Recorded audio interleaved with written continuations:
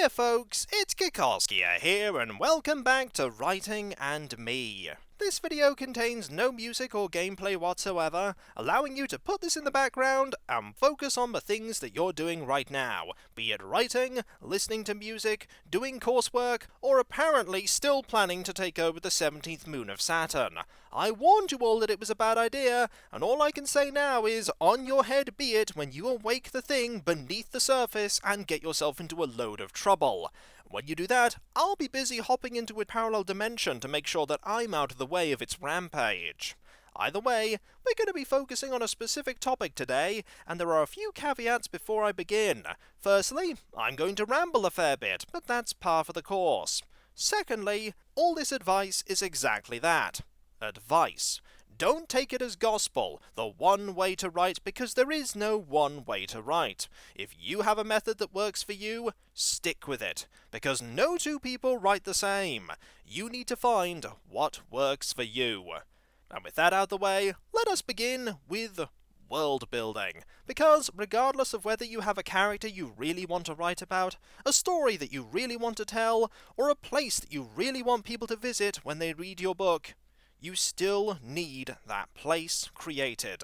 And that's where world building comes in. I'm not going to mince words here. World building is very hard, and will actually comprise a large chunk of the creation of your story. How you go about it will depend on a number of things. Firstly, is this based in a fictional world or the real world? If it's based in the real world, congratulations! A fair amount of the world building has been done for you, because the past has already happened, and the present is currently happening.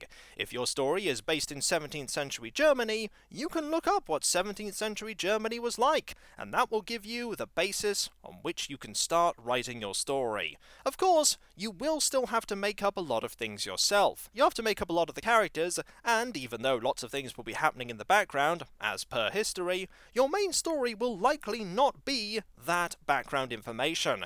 It'll be something else that's going on at the same time, something that you will have to come up with. If your world is entirely fictional, then you have to do all of the world building yourself, though you are still going to have to do a lot of research. There'll be things that will come up as you're developing the world and you'll think, how does that work? And then you will conduct research.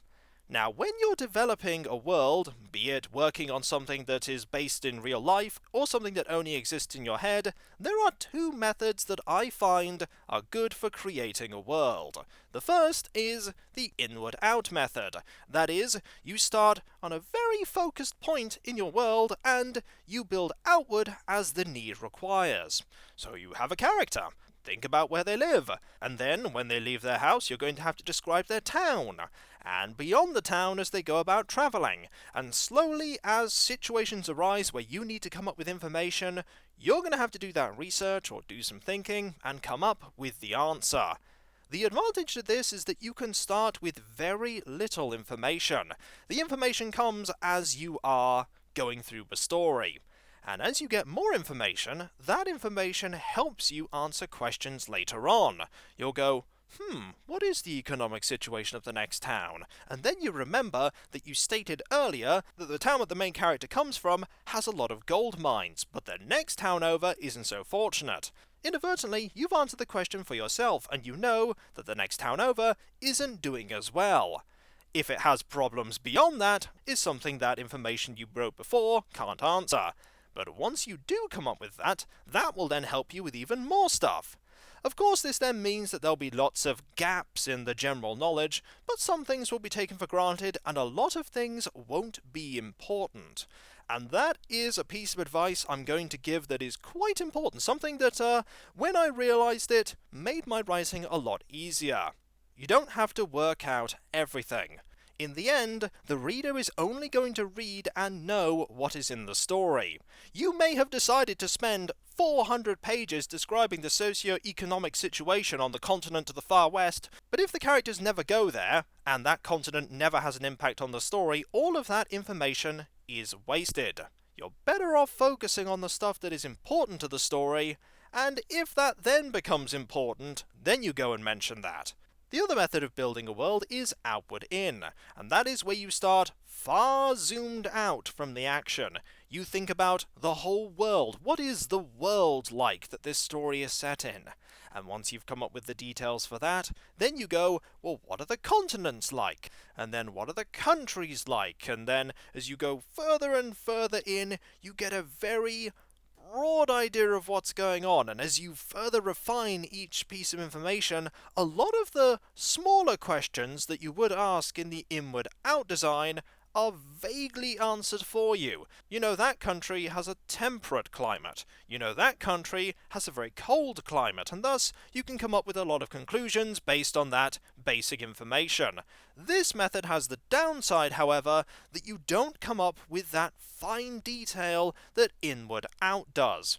You still need to come up with all the stuff that the plot dictates you need, but you do have that starting basis that will make it a little bit easier. There is no right way between the two. You'll actually find that you will do a mixture of both. You'll be working inward out, and then you'll think, but what about the rest of the world here? And something will just come to mind, and then you will write it down. Something that is very important that I recommend everyone does when they come up with an idea for their story. Write it down before it disappears.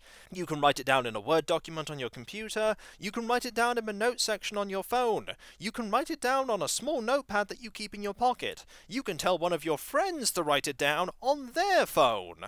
Whatever you do, make sure that when you come up with something that you do make a note of it, because if you don't and it fades away, you will kick yourself later when you sit down and go, oh, that thing I wanted to... What was it? Oh, I've forgotten. And then it's gone. If you're lucky, you'll remember it later, but more than likely it will be in the ether, forever unretrievable. Note-taking and general record-keeping when you write is exceptionally good for helping sort out your world building. If you have a list of towns, a list of people, a list of all these different things that you've been diligently creating, you can easily consult that when you need to check that information. You can, of course, check your narrative, but it is easier to consult an external document that has the information in a more easily digestible form. Now, I tend to focus on inward-out, though there is a fair bit of outward-in that goes into it. I always start with the plot and the initial characters, and I build outward, with a few things popping in on the bigger scale as and when they're required. It's a fair bit easier for me these days because I've been focusing on the same setting for a very long time, so a lot of things have already been decided for me. And I do need to consult those things as I am creating, which leads on to another very important thing about world building, and that is consistency. Whether it's a story based in the real world now, the real world in the past, or a fictional world in the far future, in the far past, or in the farthest reaches of the galaxy, consistency is king.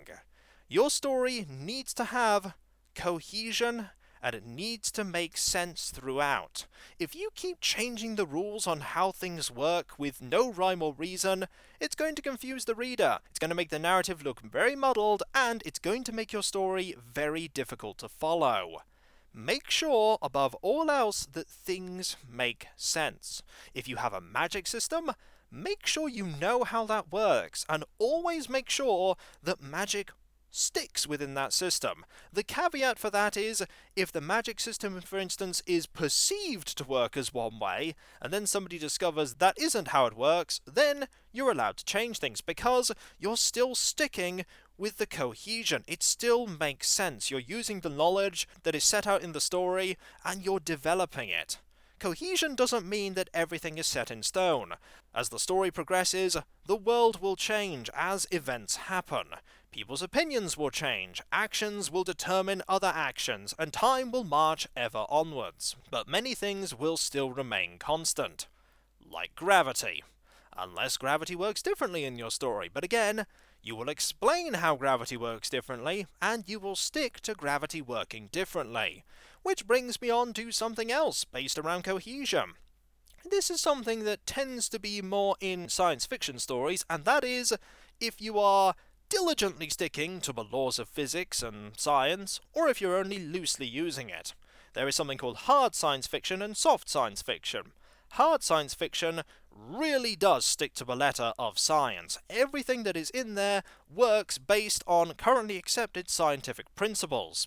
It means that some things just aren't possible in your story, but it also means that what you write is something that is inherently believable because there is science to back it up.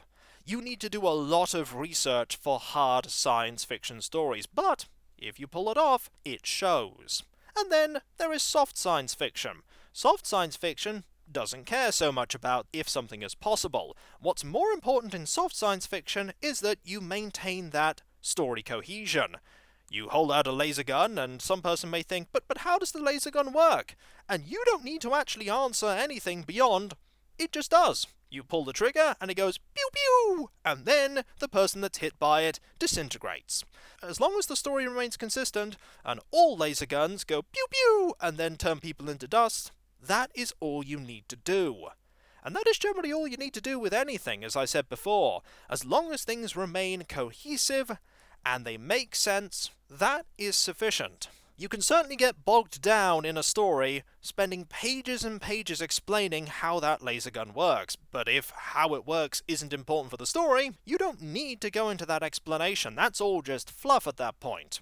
You can of course fill your story with fluff, your story can have whatever you like in it, but keep in mind that you do need to maintain a certain flow, and if you're stopping every 2 seconds to describe every single scientific theorem, when the story really doesn't warrant people sitting down and discussing page upon page of scientific theorem, it is going to look a bit odd. Hopefully the world that you've been making is starting to take form by now. It doesn't have to be fully set in stone yet, there are parts that you still need to work and there'll be bits that are shadowy and vague, but that's fine. You can always go back to any point in your story and change things as and when you need to. You may come up with a world building idea initially, and then later on you'll go, oh no, that's much better, but then I have to go and change everything. Trust me, it's worth it to go back and change everything, because that idea that you've got there, if you're really passionate about it and keen on using it, it will stick in your head as you keep writing. If you need to go change it, stop, go back, do what you need to do, and then keep moving forward, because the more you write, the bigger the task it will be later. And if you write an awful lot and then you have to change a few minor things that alter everything, you'll be rewriting huge chunks of the story. But it is worth doing. Never be afraid to go back and admit that you'd made a mistake or something else is better, and then redo what you've done. You want the story to be the best it can possibly be, and that will involve going over and trashing parts of what you've already written.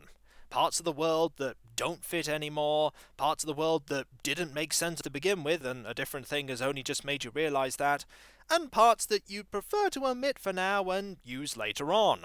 The number of times that I've gone into things and I have just trashed whole paragraphs, whole chapters sometimes. I could have an entire book's worth of words just full of those bits that aren't in there anymore, in my efforts to make my world building better, and thus make my plot flow better and make more sense. But ultimately, I've always been happy with what I've ended up with after I've done that extra work, because the world is a little bit clearer and a little bit more believable. And that is the important thing, the thing that I always strive for when I am world building. I want someone to read the story and think, this world is very believable, because if a world is believable, they'll fill in some of the gaps themselves, and they will presume that background things will work in a particular way, and they will focus on the story, because they've been pulled into the world that you've created. It's a very difficult process making a believable world. You have to work very hard at researching things, making sure everything fits together. You've got to get that cohesion right. And if you're working on something that's based on historical fact or it's hard science fiction, you need to do a lot of research. But if you get it right, you're one step closer to making a fantastic story. And we haven't even begun to talk about the characters, or the actual plot that you're working on. This is just world building, and already so much is involved in it. And next time, we'll focus on a different aspect of writing that is no less important than world building, because you can't have a story that is just a world. You need a plot to happen in that world, and you need characters to experience that plot. And so, when we come back, folks, more writing and me. And I hope that my rambling has been helpful to you. If it helps just one person, then it has been a success. And I apologise for all my rambling, but, as I warned before, that's just how it is with me. And so, I'll catch you next time, folks, and I'll see you then. Later.